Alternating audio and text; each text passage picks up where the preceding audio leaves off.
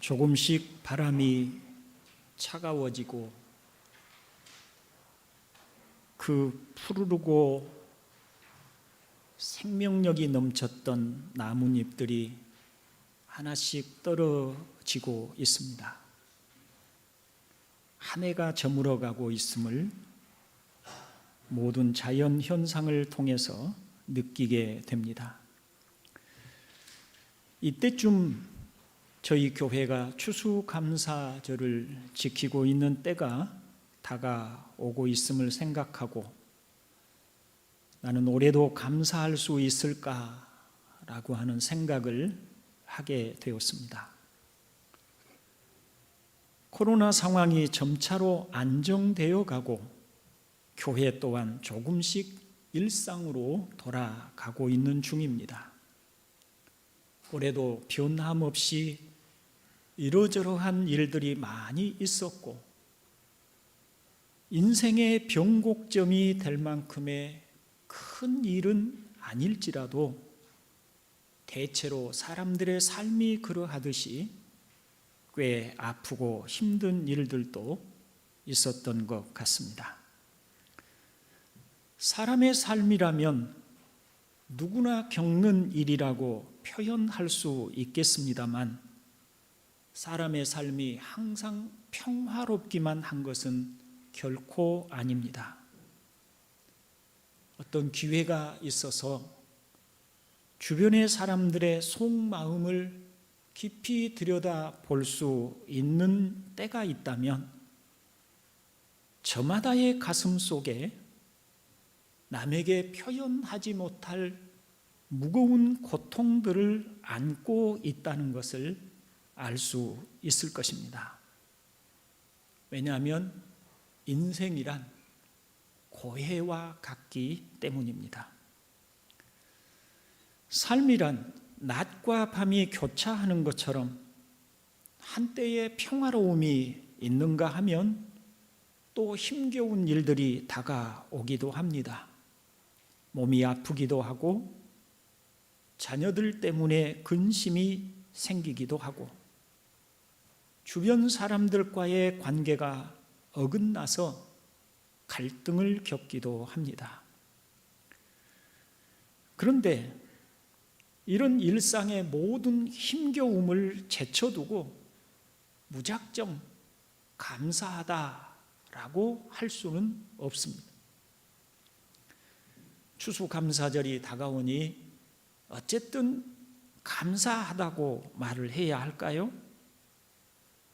지나간 나쁜 일들은 다 잊어버리고 좋은 일만 기억하고 그래도 감사하다고 말을 해야 할까요? 그렇지 않습니다. 우리는 왜 감사할 수 있는지 마음으로 머리로 다 이해를 하였을 때 비로소 진짜 감사를 할 수가 있습니다. 길가의 장미꽃 감사, 장미꽃 가시 감사라고 노래할 때 왜 그 아름다운 장미에 가시가 있어서 그것이 우리에게 감사가 될 수 있는지 이유도 모르고 진실한 감사를 드릴 수는 없는 것입니다.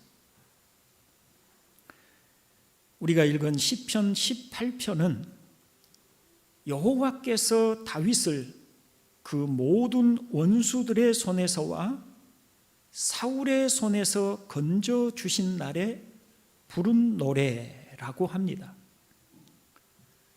말하자면 길고 긴 고난의 시간들을 다 보낸 시점에서 지나간 일들을 회고하며 이 저자가 어떻게 시련 속에서 하나님의 말씀을 붙들고 살아왔는지를 노래하고 있다는 것입니다. 시편 18편의 저자 다윗은 긴 세월을 시련 속에서 살았습니다. 사울 왕에게 쫓겨 정처 없는 나그네처럼 유리하였고 그 나라 안에서는 도무지 버틸 재간이 없어서 외국의 망명 생활을 하기도 하였습니다. 특별히 18편 1절에 나의 힘이신 여호와여 내가 주를 사랑하나이다 라고 하는 구절은 우리 모두가 애송하는 구절이기도 하지만 다윗이 가지고 있는 하나님에 대한 그의 감정을 잘 표현하고 있습니다. 어떻게 그는 나의 힘이신 여호와여 내가 주를 사랑하나이다라고 고백할 수 있었을까요? 그의 긴 고난의 세월 동안 하나님이 그를 도우셨기 때문입니다. 2절에서 그것을 고백하지요. 여호와는 나의 반석이시요 나의 요새시요 나를 건지시는 이시요 나의 하나님이시요 내가 그 안에 피할 나의 바위시요 나의 방패시요 나의 구원의 뿌리시요 나의 산성이시로다. 여기서 반석, 요새, 건지시는 분, 피할 바위, 방패, 구원의 뿔, 산성 등은 보호에 대한 상징적인 단어들입니다. 하나님께서 그 고난의 세월 동안 다윗을 어떻게 보호하시고 마치 생명싸개 속에 감추듯이 다윗을 돌보아 주셨는지를 말하고 있는 것입니다. 그런 하나님의 도우심과 하나님의 손길을 그의 고난의 세월 동안 깊이 경험하였기 때문에 그는 나의 힘이신 여호와여 내가 주를 사랑하나이다 라고 진실한 그의 마음을 고백할 수 있는 줄로 믿습니다. 그런 배경을 따라 오늘 본문을 보면 다윗이 하나님께서 곤고한 백성은 구원하신다고 할 때 곤고한 백성은 어떤 특정한 사람이 아니라 일반적인 하나님의 백성들을 가리키고 있는 것이 있습니다. 다시 말하면 우리 모든 하나님의 자녀들에게 하는 교훈인 것입니다. 이제 본문을 살펴봅니다. 먼저 27절을 함께 읽어봅니다. 주께서 곤고한 백성은 구원하시고 교만한 눈은 낮추시리이다. 아멘. 앞에서 이 말씀은 모든 일반적인 하나님의 백성을 대상으로 한다고 말씀을 드렸습니다. 하나님의 백성이 대상인 것입니다. 말하자면 다윗은 자신의 경험을 통하여 하나님의 백성들에게 무엇인가 말하고 싶은 것입니다. 다윗이 말하고 싶은 것은 주께서 자신처럼 곤고한 백성은 구원하시고 교만한 사람은 낮추신다는 것을 말하고 싶은 것입니다. 곤고하다라고 하는 말의 사전적인 의미는 형편이나 처지 따위가 딱하고 어렵다라고 하는 뜻입니다. 환경이 매우 어려운 가운데 있거나 마음이 힘들어하는 상황입니다. 구약에서 이 곤고하다라고 하는 단어는 대체로 경제적으로 가난하여 하루하루를 버티고 살아가기가 어려운 사람들, 먹을 양식이 부족하여 허덕이며 살아가고 있는 그런 사람들에게 많이 사용된 단어입니다. 그러면 오늘 본문도 그런 상황에서 곤고한 자를 이해해야 할까요? 그런데 오늘 본문의 구조를 보면 앞 구절과 뒷 구절이 서로 짝을 이루고 있는 것을 보게 됩니다. 다시 말하면 곤고한 백성은 교만한 눈과 짝을 이루고 있고 구원하시고 라고 하는 말은 낮추신다는 말씀과 짝을 이루고 있습니다. 바로 그런 점에서 권고한 자가 누구인지, 또 교만한 자가 누구인지, 구원하신다는 뜻이 무엇인지, 낮추신다는 뜻이 무엇인지를 이해할 수 있다는 것입니다. 그러면 누가 교만한 사람이며 또 권고한 사람은 어떤 사람을 가리킬까요? 사람은 자신의 눈으로 보고 자신의 이성으로 판단하는 것을 옳다고 여기고 살아갑니다. 어떤 사실에 대하여서 내가 눈으로 보았다라고 하면 가장 정확하고 확실한 사실처럼 여겨집니다. 그러므로 자신이 보지 못하고 확인하지 못한 사실에 대해서는 좀처럼 믿지 않으려 합니다. 다시 말하면 사람은 자신이 기준이 되어서 자신의 판단을 믿고 행하려 한다는 것입니다. 이것이 일반적으로 불신자들이 가지고 살아가는 방식들입니다. 그런데 성경은 이처럼 하나님의 말씀보다 자신의 경험이나 지혜나 판단력을 더 신뢰하고 살아가는 태도를 교만이라고 말을 합니다. 예를 들어 온유한 자가 복이 있다라고 성경이 말씀하실 때 자신의 경험으로 온유하면 사람이 얕보이기 쉽다고 판단하고 어쨌든 남 앞에서 온유한 태도보다는 자신의 지혜나 능력이나 힘을 과시하는 사람이 있다고 해봅시다. 그는 하나님의 말씀보다 자신의 판단을 더 신뢰하는 사람입니다.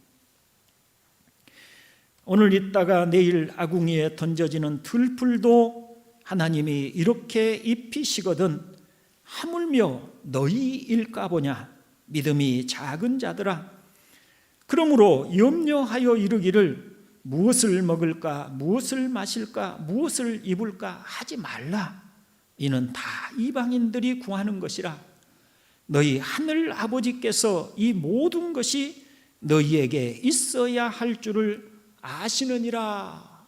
이렇게 주님이 분명하게 말씀을 하셨지만 여전히 먹고 살 것이 걱정되어 거기에 온 힘을 다 쏟고 살아가는 사람들은 하나님의 말씀보다 자신의 경험을 더 신뢰하는 사람입니다.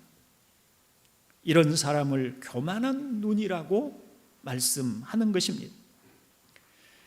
너희 염려를 다 주께 맡기라. 이는 그가 너희를 돌보심이라고 성경이 말씀하고 있지만 이 말씀을 믿지 못하고 하나님께 기도하며 의지하지 않고 오직 자신의 힘으로 살아야 한다고 여기고 기도하지 않는 사람도 교만한 사람이라고 말할 수 있습니다.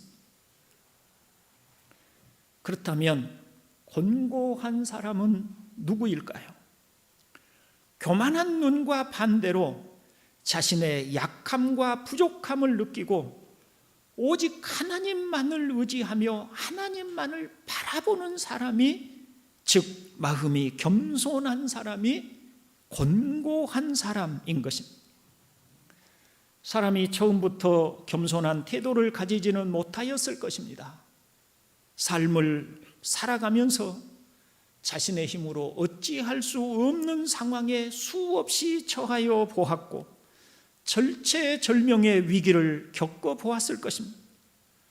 그 속에서 하나님을 만나고 하나님께 도움을 구하고 그러므로 하나님의 도우심으로 구원을 경험하였을 것입니다. 그런 과정을 한 번, 두 번 겪어가면서 점차로 자신의 약함을 인정하게 되고 하나님의 은혜와 도우심을 신뢰하게 됩니다.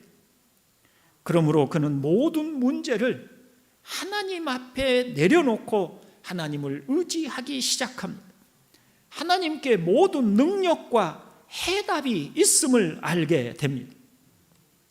그러므로 권고한 사람은 삶의 모든 고난들 속에서 하나님만을 바라보며 눈물과 간구로 하나님을 붙들고 사는 사람이 바로 곤고한 사람인 것입니다.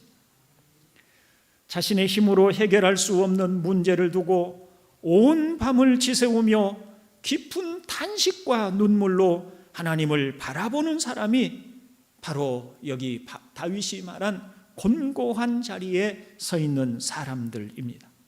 그리고 하나님은 바로 이런 사람들을 구원하신다고 말씀하십니다. 동산교회 형제 여러분, 사람의 마음은 거북이 등껍질처럼 단단하여 깊은 고난이 없이는 하나님을 찾지도 않고 좀처럼 바라지 않습니다.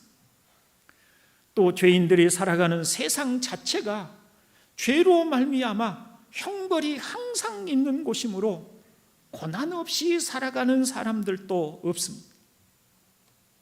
아마 지난 1년을 비교적 수월하게 살아온 사람들일지라도 자그마한 시련들조차 없지는 않았을 것입니다. 또 올해는 괜찮았을지라도 작년 혹은 몇 년 전에는 감당할 수 없는 고난으로 비틀거리는 경험들을 하였을 것입니다. 그런데 이런 고난의 경험들 속에서 하나님을 찾고 의지하는 사람은 건짐을 받고 하나님을 만나며 그러므로 자신의 삶에서 참으로 의지할 분이 하나님이심을 알게 됩니다. 이런 사람은 복이 있습니다. 반면에 많은 고난 속에서도 여전히 하나님을 찾지도 못하고 여전히 자신의 힘으로 버티고 살아가고 있는 사람들도 있습니다. 분명 하나님께 도움이 있고 하나님이 우리의 피난처가 되어주신다고 말씀하고 있지만 그런 하나님의 말씀을 신뢰하지 못함으로 스스로 서려고 버티고 있다면 그는 교만한 눈을 가지고 있는 사람인 것입니다. 그는 하나님의 구원을 받지 못합니다. 그러므로 감사는 고난이 있고 없음 때문에 하는 것이 아니라 고난을 겪었을 때 겸손의 자리로 내려가서 하나님을 바라보고 기도하고 의지하였다면 그는 바로 감사하는 사람인 줄로 믿습니다.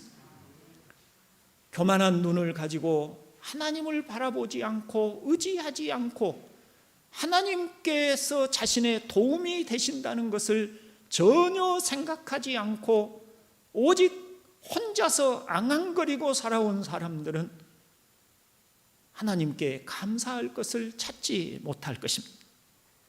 여러분에게는 감사가 있습니까? 다음으로 구원하신다는 의미와 낮추신다는 의미를 생각해 봅시다.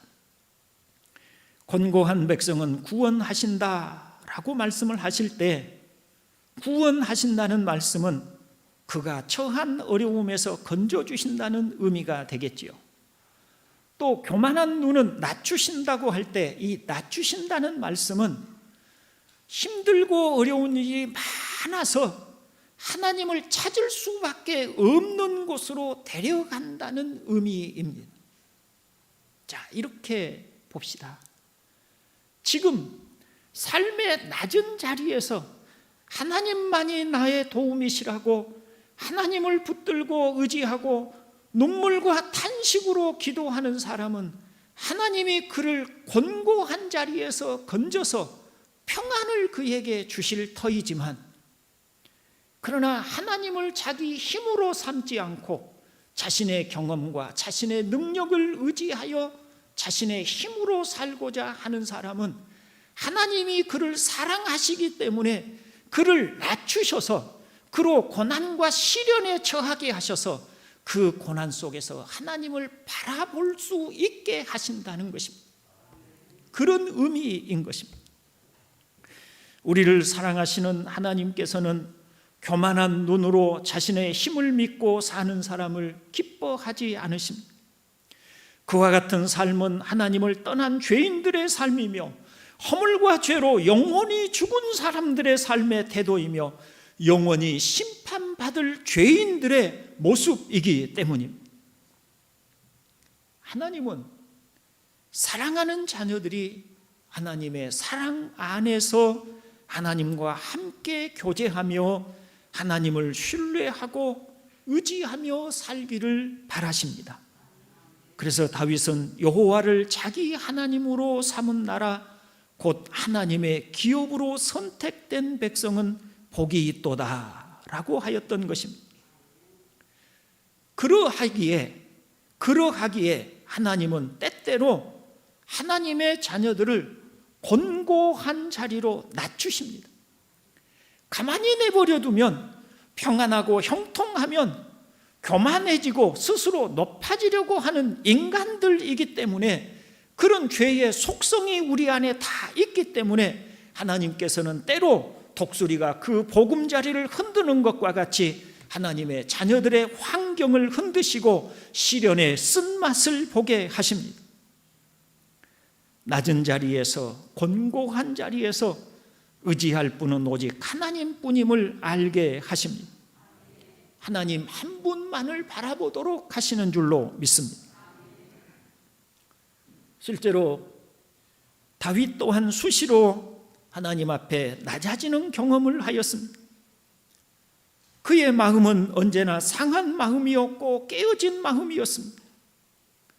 그는 사울에게 쫓겼고 어느 때는 주변에 가까운 사람들에게 배반을 당하기도 하였습니다.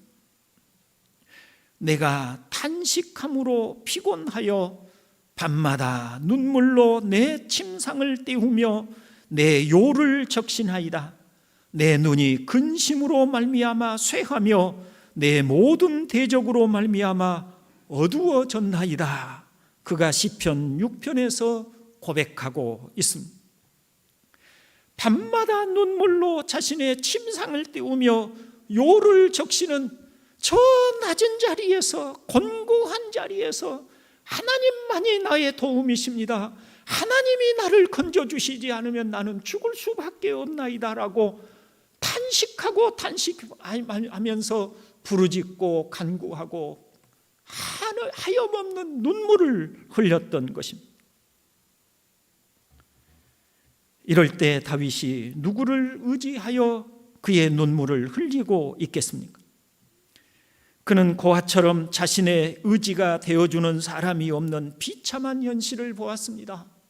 자신을 핍박하는 권력 있고 힘 있는 사람들의 핍박도 있었고, 또 자신의 가까운 사람들이 자신을 배신하여 죽이려고 하는 경험도 하였습니다.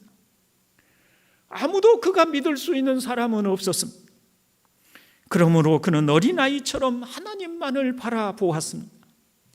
하나님 외에 누가 나의 하나님이며 우리 하나님 외에 누가 반석이냐라고 하는 그의 말씀은 그의 진실한 경험에서 나온 것이었습니다. 이렇게 낮아진 사람을 하나님이 건져주신 줄로 믿습니다. 낮아진 마음을 하나님이 건져주시고 구원해 주시는 것입니다. 그러므로 어떤 사람이, 어떤 신자가 평안함 가운데서 그 하나님이 주신 행복을 누리고 있다면 그 이면에는 곤고하여 하나님 외에 나의 소망이 없다고 부르짖었던 눈물의 기도가 있었을 것입니다. 반면에 자신이 보고 있는 현실이 최고라고 생각하는 사람, 즉 교만한 눈을 가진 사람은 하나님이 낮추십니다. 하나님을 떠난 사람들이야 욕심대로 살아도 내버려 두실 수 있지만, 그러나 하나님이 사랑하는 자녀들에게는 그의 영혼이 망하는 것을 볼 수 없으신 하나님께서 교만한 눈을 하고 자기 힘만을 의지하는 사람을 그냥 두시지 않는다는 것입니다. 그래서 하나님이 그를 낮추십니다. 환경을 흔드셔서 살아가는 자리가 위태로워지게 하십니다. 사업이 어려워지게 하시거나 가정이 흔들리게 하시거나 직장 생활이 위태로워지게 하십니다. 낮추시는 것입니다. 그러므로 자기 힘을 의지하여 살고자 하는 것이 얼마나 어리석은 일인지를 깨닫게 하시는 것입니다. 하나님께서 이처럼 낮추실 때 하나님께서 나의 교만함을 보시고 하나님을 의지하지 않고 나의 힘을 의지하고 살고자 하는 나를 낮추셔서 하나님을 바라보게 하신 것이라고 하는 사실을 깨닫고 속히 돌아와 하나님을 향하여 간절히 부르짖는 사람은 하나님이 속히 그 곤고한 자리에서 건져주시지만, 그러나 그것을 깨닫지 못하고 여전히 교만한 눈으로 자신의 힘으로 기도하지 않고 의지하지 않고 살아가는 사람은 오래도록 그를 곤고한 자리에 두시는 것을 아셔야 합니다. 동산교회 형제 여러분, 삶이 가난해지고 곤고하여질 때 하나님을 바라보고 기도하고 있습니까? 지난 한 해를 살아오면서 흔들리는 삶의 자리에서 하나님을 찾고 하나님의 은혜를 구하였습니까? 아니면 자신의 힘이나 지혜로 얼마든지 고난을 이겨나갈 수 있다고 판단하여 하나님을 찾지 않고 지내오셨습니까? 여러분은 곤고한 자리에 있는 사람입니까? 아니면 교만한 눈으로 살고 있는 사람입니까? 여호와만이 나의 도움이시라고 하나님만을 바라보며 의지하며 기도하는 사람은 곤고한 사람이며 하나님은 그를 건지시는 줄로 믿습니다. 그러나 고난 중에도 삶의 자리가 흔들리고 있음에도 기도하지 않고 하나님을 의지하지 않는 사람은 교만한 눈을 가진 사람입니다. 이와 같은 하나님의 뜻을 알고 믿는다면 우리는 삶이 어렵다고 불평할 수 없는 것입니다. 하나님을 떠나고 교만한 눈을 하고 오직 자신의 힘만을 의지하고 하나님을 찾지도 구하지도 않고도 평안하게 살고 있다면 그는 사생자이지 하나님의 자녀가 아닌 것입니다. 하나님은 하나님의 자녀들이 교만한 눈을 하고 있기를 원하지 않으십니다. 그래서 하나님께서는 신자들의 삶의 자리를 흔드십니다. 그러니 고난이 계속된다고 불평하거나 좌절할 수 없습니다. 올해는 유난히 힘든 한 해를 보냈다고 감사할 것이 없다고 말할 수 없다는 것입니다. 왜냐하면 우리가 고난의 자리에 있었던 혹은 형통의 자리에 있었던 하나님의 손길이 우리를 인도하고 있었기 때문입니다. 우리의 삶이 어떠하든지 간에 하나님이 우리를 사랑하시는 사랑은 변함이 없습니다. 그분의 사랑은 우리가 생각하는 것 이상으로 크고 놀라우십니다. 미워함으로 고난에 두시는 것이 아니라 사랑하는 자녀이기에 곤고한 자리에 두시며 우리를 깨우쳐 높은 곳에 다니게 하시려는 하나님의 뜻을 깨닫는다면 우리는 여전히 올해도 감사할 수 있는 줄로 믿습니다. 이제 28절을 또 함께 읽어봅니다. 주께서 나의 등불을 켜시며 여호와 내 하나님이 내 흑암을 밝히시리이다. 아멘. 자, 주께서 나의 등불을 켜시며, 도대체 등불은 무엇이며 그것을 어디에 켜신다는 것일까요? 이 등불이 무엇인지를 이해하려면 흑암을 밝히시리이다 라고 하는 말을 가지고 이해해 보아야 합니다. 다시 말하면 등불은 마음의 빛, 가야 할 길을 밝히는 마음의 등불을 의미하는 것으로 볼 수 있습니다. 사람이 고난을 받으면 마음의 분별력을 잃어버릴 때가 있습니다. 자신에게 닥친 시련만 눈에 보이고 자신이 직면한 상황만 눈에 보입니다. 소위 말하면 앞이 캄캄하게 되었다는 말입니다. 이리 보아도 길이 보이지 않고 저리 보아도 길이 보이지 않고 하늘을 쳐다보아도 소망이 보이지 않고 어디에도 피할 곳이 보이지 않는 캄캄한 현실만 보인다는 것입니다. 이렇게 될 때 대개 사람들은 낙심하고 두려움 때문에 스스로 무너지게 됩니다. 그런데 하나님의 은혜가 있는 사람들이 있습니다. 그들의 눈에 하나님이 보이기 시작합니다. 의지하고 기도합니다.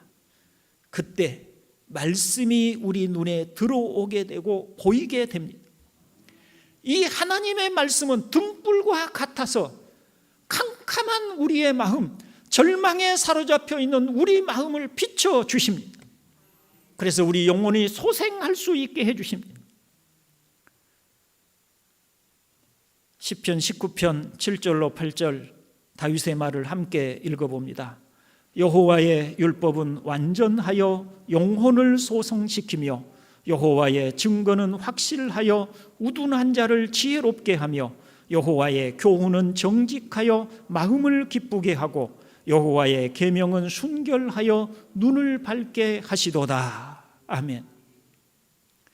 여기서 영혼을 소성시키며 우둔한 자를 지혜롭게 하며 마음을 기쁘게 하고 눈을 밝게 한다고 합니다. 무엇이요? 하나님의 말씀이 그리한다고 합니다. 이렇게 우리의 눈이 밝아지면 고난의 이유를 알게 됩니다. 왜 하나님이 나를 이렇게 낮추셨는지, 왜 내 자리를 이렇게 흔드셨는지, 왜 내 삶을 이렇게 아프게 하셨는지, 왜 나로 하여금 쓰라린 눈물을 흘리게 하셨는지, 그리고 또한 고난 중에도 하나님이 함께 하신다는 사실을 깨닫게 하십니다. 사랑의 하나님은 우리가 고난을 당한다고 내버려 두시는 것이 아니시고 언제나 우리와 함께 하신다는 사실을 깨닫게 됩니다. 그리고 기도로 하나님께 나아가게 되고 그러면 하나님은 곤고한 자를 구원하여 주십니다.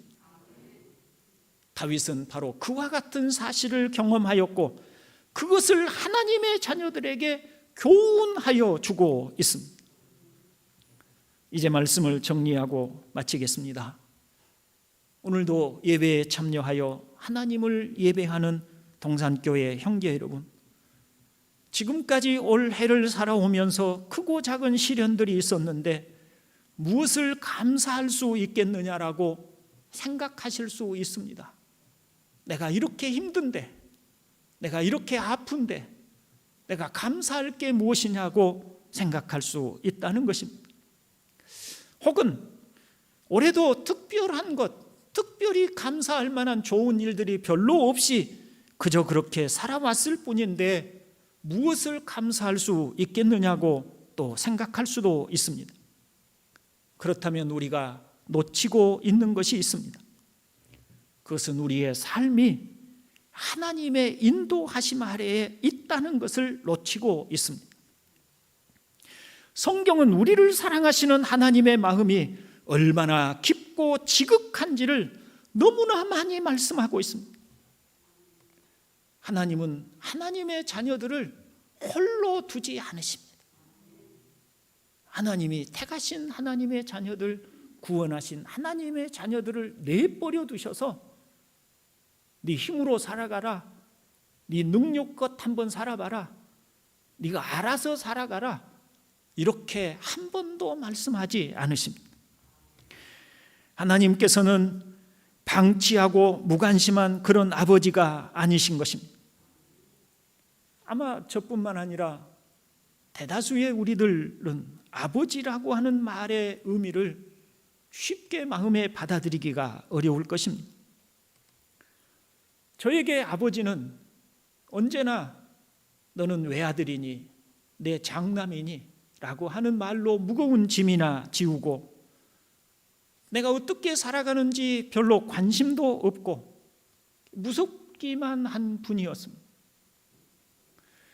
제 기억 속의 제 아버지는 제가 학교를 다니다가 돈이 필요해서 찾아가면 한 번도 쉽게 네가 필요한 돈이 여기 있다 내주시지 않으셨던 분이에요. 너무 가난하고 너무 힘들어서 밤새도록 그 어린 아이를 붙들고 우리가 이렇게 어렵고 힘드니 돈을 주기가 어렵다. 그래서 다음 날 아침에 다시 빈손으로 학교로 돌아가야 했던 그런 기억만을 남겨두신 분이세요. 그러니 하나님이 나의 아버지가 되신다고 할 때 그 아버지가, 아버지라는 의미가 제게 어떻게 다가왔겠습니까?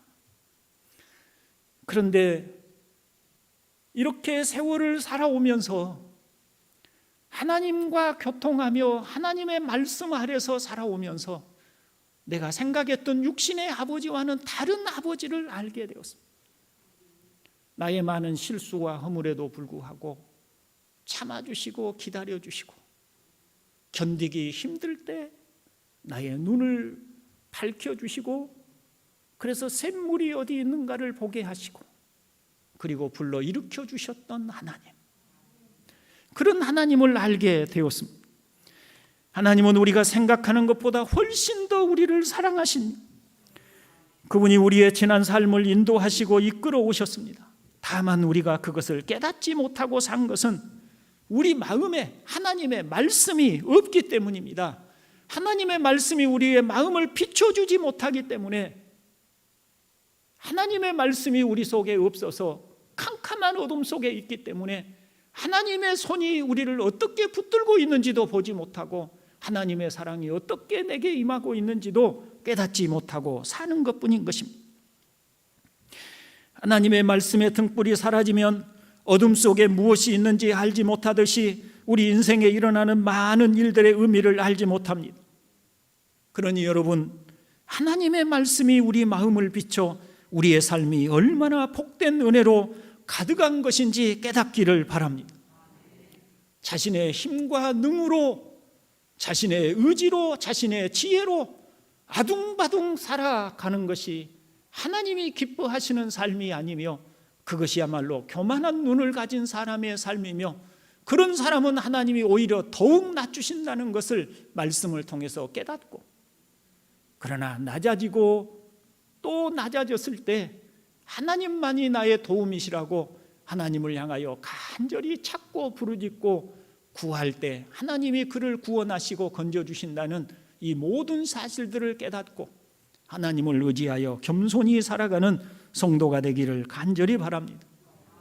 그래서 올해에도 마음으로부터 하나님이 고난이 많았던, 좋은 일이 많았던 하나님의 손길이 나를 붙들어 여전히 인도하고 있음을 깨닫고 진심으로 마음으로부터 감사할 수 있는 그런 저와 여러분 되실 수 있기를 주님의 이름으로 축원을 드립니다. 우리 시간에 함께 기도합니다. 주신 말씀 생각하면서 혹시 교만한 눈을 가지고 있었다면 주여 깨닫게 해 주시옵소서. 겸손의 자리에 내려가게 하시고 하나님만이 나의 도움이시라고 기도하는 성도가 되게 해 주십시오. 그리고 하나님이 나를 붙들고 있음을 깨닫고 감사하는 자가 되게 해 주십시오.